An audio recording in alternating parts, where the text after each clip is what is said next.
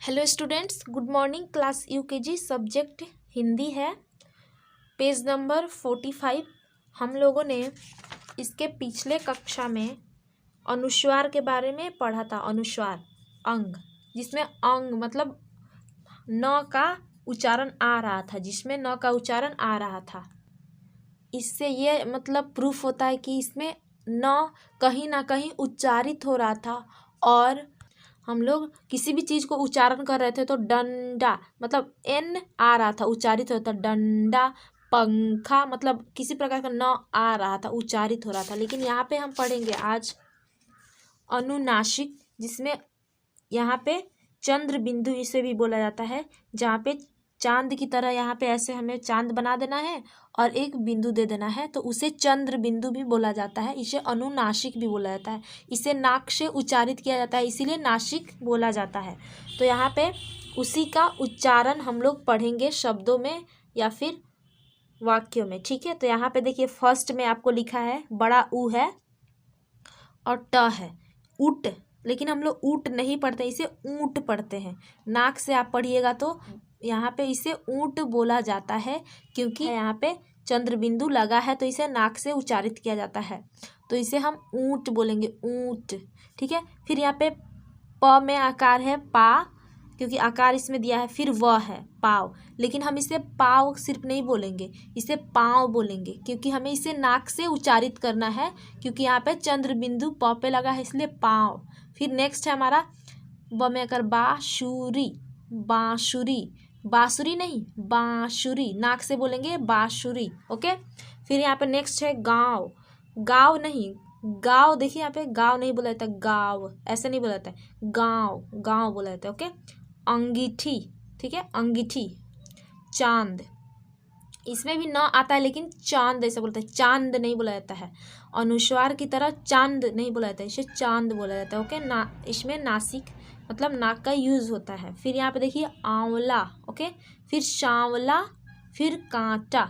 इसी प्रकार आपको उच्चारण करना है, घर पे बैठ के नाक से उच्चारित करना है, और अनुस्वार को नहीं लाना है। अनुस्वार और अनुनासिक अलग अलग होते हैं, ठीक है। तो आपको अच्छे से उच्चारित कर लेना है। तो हम यहाँ पे पढ़ते हैं, गाइए और गुनगुनाइए। इसे भी आपको ध्यान से पढ़ना है, क्योंकि इसमें भी अनुनासिक शब्द का यूज हुआ है।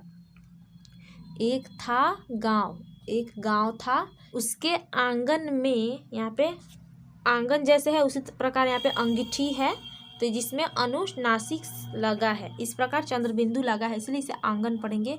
उसके आंगन में थी पीपल की छाँव।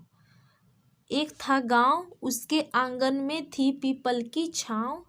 खेल रहा था बालक, देखा सांप, गया वह कांप।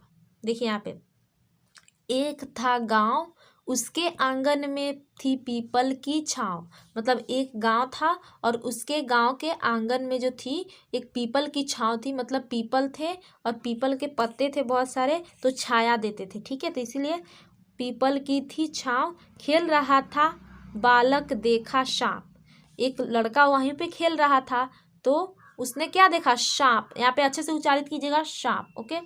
गया वह कांप, और वह कांप गया देख के, ठीक है। सांप को देखकर कौन नहीं डर जाएगा, तो इसलिए इसने सांप देखा, यहाँ पे है सांप, और ये कांप गया। कांपना मतलब थरथराने लगा, कांप गया, हिल गया थोड़ा सा। गया वह कांप, थरथर करने लगे उसके हाथ पाँव। जो हाथ पाँव थे डर के मारे क्या हो गए? थरथर कांपने लगे, ठीक है। उसकी माँ आई, उसने डांटा, चल जल्दी भाग, रुकना मत, चाहे गड़े पाँव में कांटा। तो इसकी माँ दौड़ी दौड़ी आई और उसने इसको डांटा। डांटा में देखिए आप अनुनासिक है, चंद्र बिंदु है, तो डांटा, डांटा नहीं डांटा, ओके। इसकी माँ आई और किसको डांटा? इस लड़के को, जो पीपल की छाँव में खेल रहा था, और बोली कि जल्दी से भागो, रुकना मत। अगर पैर में कांटा चुभ जाए, कांटा मतलब क्या होता है? कांटा कील की तरह होता है, ठीक है, नुकीली होता है। अगर पैर में कांटा भी चुभ जाए तभी भी मत रुकना, भाग जाओ घर में, इनके कहने का मतलब। ठीक है, तो इस कहानी में क्या बताया गया है कि एक पीपल का पेड़ था, बहुत ही घना था और छांव था। कहाँ पीपल का पेड़ था? गांव में था, गांव के बीचों बीच आंगन में। आंगन का मतलब होता है बीचों बीच। ओके, तो गांव के बीचों बीच में एक पीपल का पेड़ था, बहुत ही घना था, उससे छाया था। तो इस छाया में यह बालक खेल रहा था, लेकिन उसने सांप देखा। सांप देखकर ये कांप गया डर के मारे। ठीक है, तो उसकी माँ उसको डांटी कि जल्दी भागो, रुकना मत, एक भी थोड़ा भी देर नहीं रुकना है, जल्दी भागो। पैर में अगर कांटा भी चुभ जाए तभी भी मत रुकना, भाग जाओ, क्योंकि सांप काट लेता तो बहुत ही दुर्घटना घट सकती थी। सांप बहुत ही जहरीले होते हैं, तो इसलिए इसने बोला। आप भी कहीं सांप देखिएगा तो रुकिएगा मत, उससे खेलने का बारे में मत सोचिएगा, भाग जाइएगा। ठीक है, तो इस कहानी में आपको यही बताया है। और आपको अनुनासिक शब्द यहाँ पे बहुत सारे देखने को मिल जाएगी। आप कॉपी में, आपको आज का होमवर्क यही है कि आपको कॉपी में पेज नंबर 45 में आपको कॉपी में क्या करना है, यहाँ पे जितने भी यहाँ पे बताए गए हैं, गाइए, गुनगुनाइए। जितने भी शब्द हैं जो अनुनासिक से बने हैं और अनुनासिक से उच्चारित होते हैं, उस शब्द को सिर्फ आपको कॉपी में लिख देना है। जितने भी यहाँ से लेकर यहाँ तक जितने भी शब्द हैं आपको कॉपी में लिख देना है और डेट भी दे दीजिएगा ऊपर। ये आपका होमवर्क है। ओके, और यहाँ पे भी नेक्स्ट होमवर्क हम पढ़ लेते हैं। शब्द सही लिखकर वाक्य पढ़िए। यह चांदी की पायल है। तो यहाँ पे चांदी नहीं होगा, चांदी होता है। तो यहाँ पे च पे क्या होगा? ऊपर चंद्रमा फिर बिंदु, चांदी। इसी शब्द को आपको यहाँ पे बना के सही से लिखना है। यह चांदी की पायल है। ओके, फिर यहाँ पे आंवले का मुरब्बा लाभदायक है। तो आंवले दिया है तो आंवले लिखा है। ओके, तो यहाँ पे आपको अनुनासिक लगा देना है, अनुनासिक का।